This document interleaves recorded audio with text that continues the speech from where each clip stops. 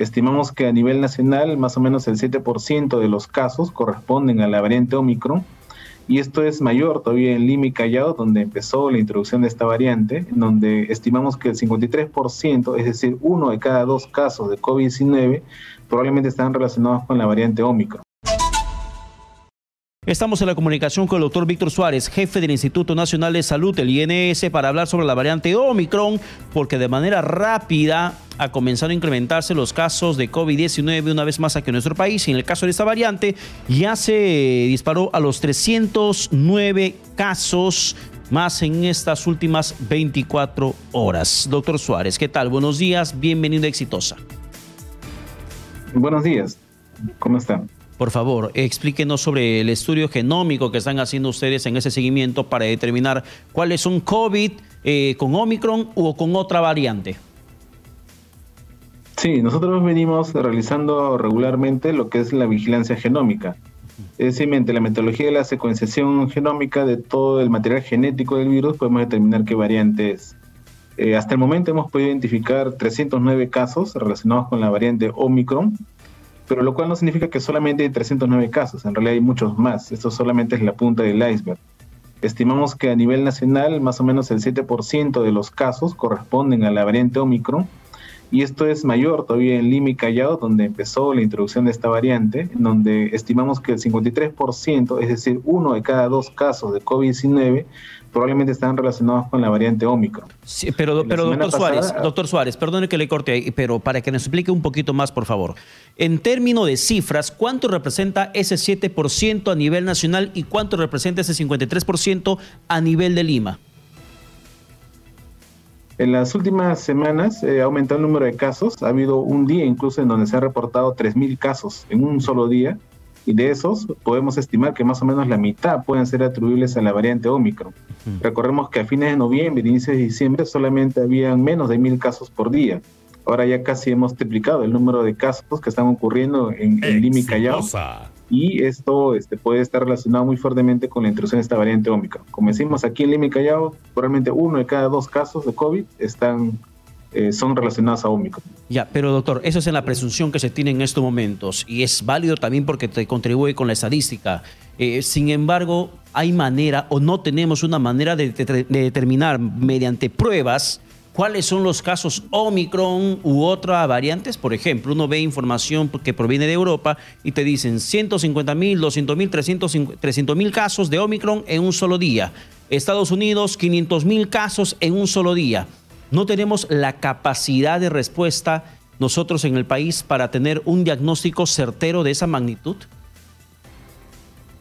Lo que están reportando los países, esas cifras que mencionas, son precisamente el número de casos COVID que están ocurriendo en el país. Y de acuerdo a la vigilancia genómica, que nunca es el 100% de los casos, sino una proporción, este es lo que se estima cuántos de ellos podrían ser atribuibles a Omicron, qué porcentaje, qué proporción.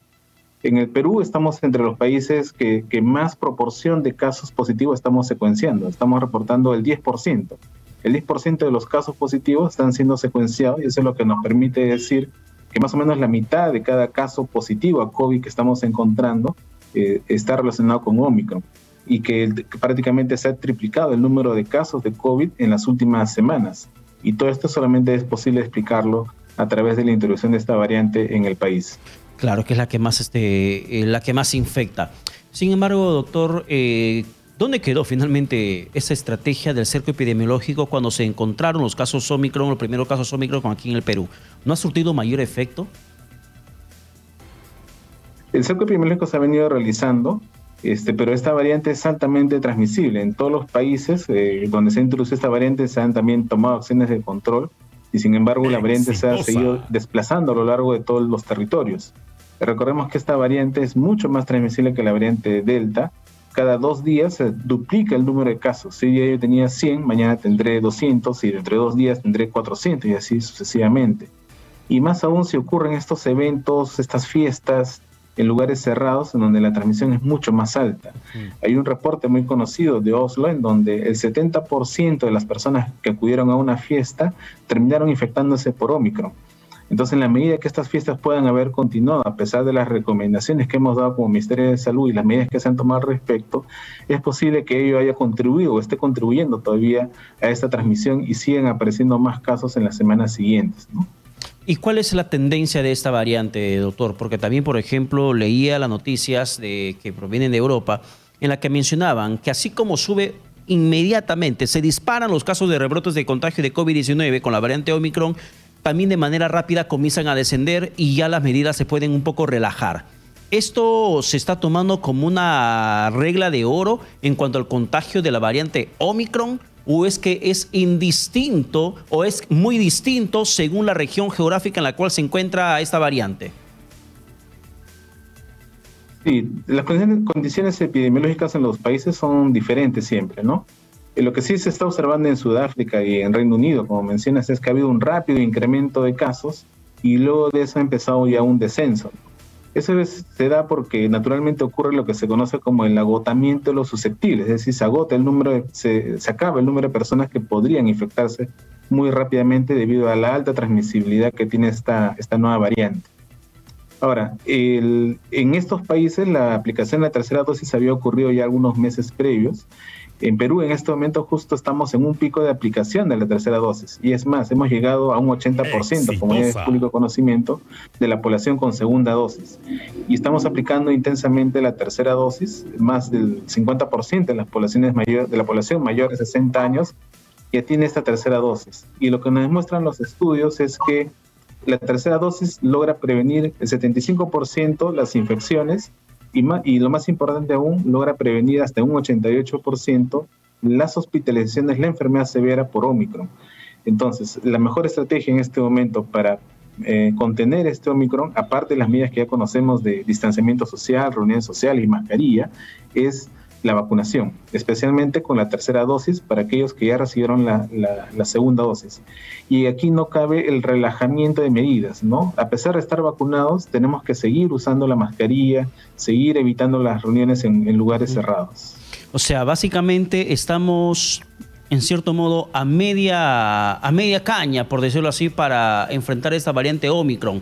Porque si la persona tiene su tercera dosis, tiene mayor nivel de protección. Pero recientemente acabamos de alcanzar un porcentaje importantísimo de 80% de la población vacunada solamente con 2 dosis. ¿Esto cómo nos deja frente a esta variante del COVID?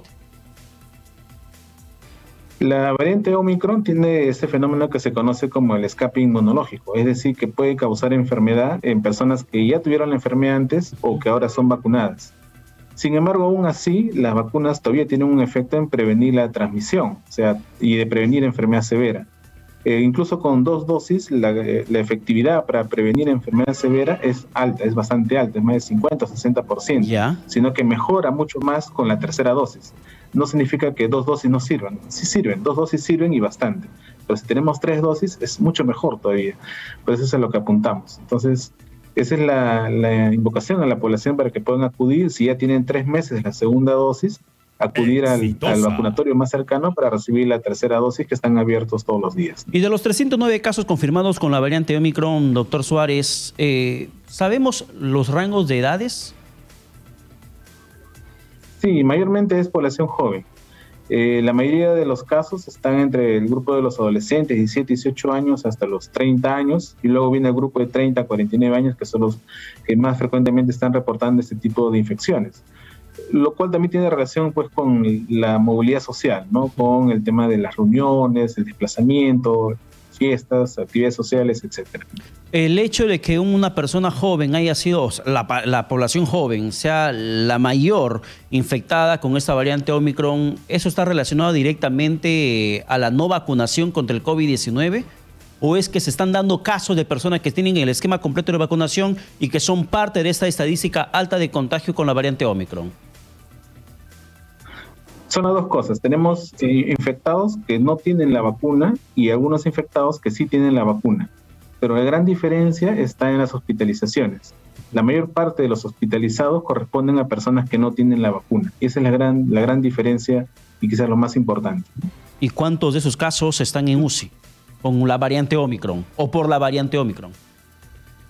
Precisamente. Nosotros habíamos estado haciendo unos estudios previamente con respecto a la variante Delta y lo que habíamos observado es que había habido como una especie de tercera ola, entre comillas, entre los no vacunados. El incremento de las defunciones y el incremento de los casos se había dado sustancialmente en la población no vacunada, mientras que las personas vacunadas con esquema completo, con 2 dosis, el número de defunciones y el número de casos se ha mantenido estable durante todo este tiempo. Entonces, esa es la importancia de la vacunación.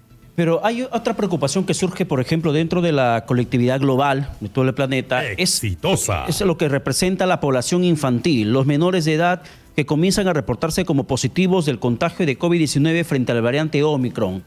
¿Esto se está visibilizando recién, doctor Suárez? ¿Era algo que hace constantemente venía dándose, pero que no era parte de la estadística más preponderante? ¿O es que esta variante Omicron realmente está afectando mucho más a los niños? No, lo que sucede es que en muchos países la vacunación a los niños ha sido postergada. Se ha priorizado primero a los grupos de riesgo, los adultos, y en los niños, como la enfermedad se produce una enfermedad leve, que mayormente no requiere hospitalización, ha sido el último grupo en ser vacunado. Entonces, cuando ha llegado la variante Omicron a estos países, obviamente ha afectado a los susceptibles, a aquellos que no han estado vacunados. Sin embargo, como digo, la severidad de esta enfermedad es mucho menor que todas las otras variantes.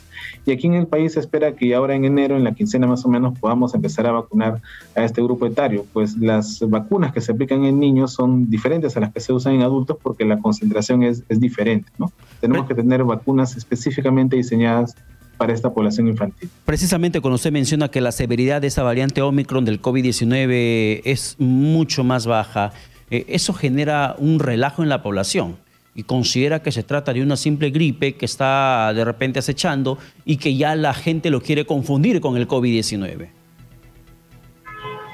Sí, eso es lo que debemos evitar, ¿no? Debemos evitar el relajamiento de las medidas. Que el COVID que la variante Omicron sea menos severo que la variante Delta, no significa que tenga un riesgo. El número de casos que se va a producir por la variante Omicron va a ser mucho mayor que el número de casos que se ocasionaron por la variante Delta o la variante Lambda, lo cual significa que habiendo incluso una proporción pequeña de enfermedades, de personas con enfermedad severa, esto en números va a significar bastante. Van a ser bastantes personas las que van a requerir hospitalización y van a poner a presión al sistema de salud. ¿Y quiénes son los que van a poner a presión? Los que se van a afectar son los vulnerables, son las personas mayores de 60 años o aquellos que tienen comorbilidad. Entonces, cuando una persona joven se infecta, probablemente su riesgo de hospitalizarse va a ser bajo, pero va a llevar la enfermedad al hogar, a la familia, en donde va a haber personas susceptibles que sí pueden hacer enfermedad severa o morir incluso. Entonces, debemos de prevenirnos, debemos de seguir tomando las medidas del caso. Incluso estando vacunados tenemos que seguir usando las mascarillas. ¿Y cuáles son esas comorbilidades que podrían convertir esta variante Omicron, que es menos severa, en una situación crítica en el paciente? Se ha identificado, la edad. Los mayores de 60 años son los que tienen el mayor riesgo de enfermedad severa. Hasta hace poco, 3 de cada 4 defunciones por COVID-19 eran en personas mayores de 60 años, ¿no? Lo cual denota el alto riesgo que tiene este grupo poblacional. Segundo, la obesidad. Las personas que tienen obesidad tienen un índice de masa corporal mayor a 30, también tienen un alto riesgo de enfermedad severa. Y luego todas aquellas personas que tienen alguna enfermedad que puede generar algún tipo de inmunosupresión, como por ejemplo la diabetes, el cáncer o algunas enfermedades raras, también pueden estar en mayor riesgo de hacer enfermedad severa. Las personas las personas con antecedente asmático también pueden tener este cuadro severo con la variante Omicron. También algunos de ellos pueden tener un mayor riesgo de hacer enfermedad severa, ¿no? Pero en cuanto a volumen, en cuanto a número de personas susceptibles, los riesgos más importantes vienen a ser la edad, mayores de 60, y la obesidad, ¿no? Ahora, respecto al tema de la tercera ola, esto ya se puede confirmar en unos días más. Hay probabilidades estadísticas que nos dicen que ya estamos en una tercera ola, más no de muertes. Pero técnicamente hablando, desde el Ministerio de Salud o desde el Instituto Nacional de Salud, ¿tenemos un escenario de tercera ola ya frente a nosotros o aún es un escenario lejano? Estamos evaluando, estamos mirando cómo está comportando en la curva de casos. La última semana sí ha habido un incremento importante. Vamos a evaluar cómo se sigue comportando en los días sucesivos para catalogarlo, ¿no?, ya como una tercera ola.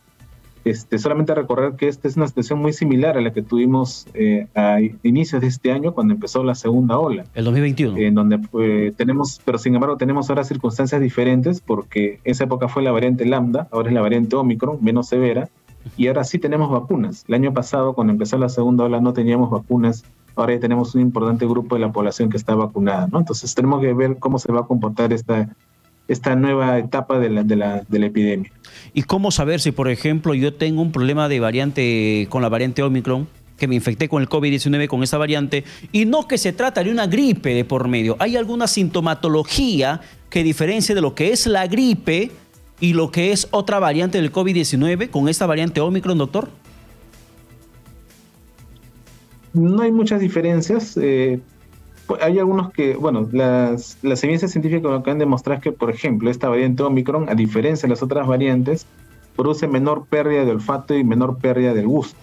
Entonces sus síntomas van a ser más que todo respiratorios y síntomas como malestar general, dolor de cabeza, fiebre, tos, ¿no? Que podría confundirse, como bien dice, con un resfrío. Entonces la recomendación general es que cuando una persona tiene síntomas respiratorios, si es una persona que trabaja, debe dejar de ir a trabajar, ponerse en cuarentena preventivamente y hacerse una prueba de diagnóstico, una prueba molecular idealmente, o si no una prueba antigénica, y si sale esta positiva, luego también hacer el mismo estudio a sus contactos para descartar que pueda ser esta enfermedad. Y la cuarentena es importante porque así evitamos que la enfermedad se siga transmitiendo entre los demás compañeros de trabajo o la familia misma. Bueno, esperamos además que la responsabilidad pueda primar y no sigamos viendo las fiestas clandestinas, las fiestas COVID, de los covidiotas, como también, por ejemplo, lo que terminó ocurriendo el último fin de año con el seleccionado de fútbol de nuestro país, Paolo Guerrero, con artistas de por medio, en una fiesta donde nadie respetó ninguna medida de protocolo de bioseguridad, porque absolutamente nadie vimos en las imágenes que portaba al menos una mascarilla. Doctor Suárez, muchas gracias por la comunicación.